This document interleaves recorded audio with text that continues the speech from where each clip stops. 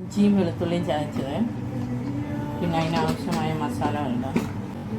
മഞ്ഞൾപ്പൊടി, കുരുമുളക് പൊടി ഇച്ചിരി കൂടിയിട്ടു, മുളക് പൊടി, ചിക്കൻ മസാല,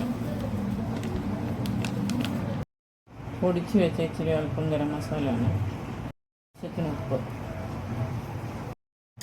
എല്ലാം കൂടെ ഒന്ന് മിക്സ് ചെയ്യുക.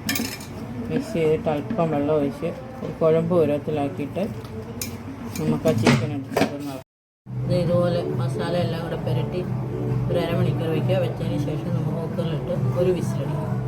വെച്ച കോഴി നല്ല പരുവത്തിന് വെന്തിട്ടുണ്ട്. അത് നോക്കി പൊടിഞ്ഞിട്ടൊന്നും ഇല്ല.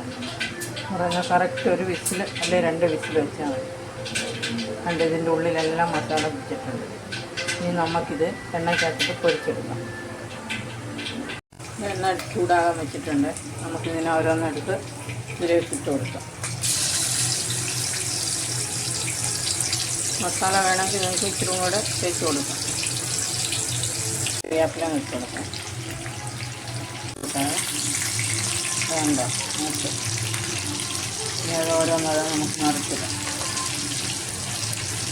നല്ലപോലെ മൊരിഞ്ഞ് വന്നിട്ടുണ്ട്. ഇതിൻ്റെ പുറത്തോട്ട് നമുക്ക് അപ്പം സവാള കണ്ടിട്ട് ഇട്ട് കൊടുക്കാം. കണ്ടോ, ചിക്കൻ നല്ല വൃത്തിയായിട്ടിരിക്കുന്നു.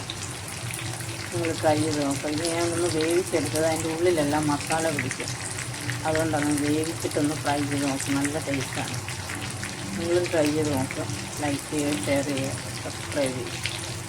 Okay, bye. നോക്കിയാൽ നമ്മുടെ ചിക്കൻ ഫ്രൈ റെഡിയായി. നല്ല ഭംഗിയില്ലേ കാണാൻ. ടേസ്റ്റ് ചെയ്ത് നോക്കുക. എല്ലാവരും ഇങ്ങനെ ട്രൈ ചെയ്ത് നോക്കുക.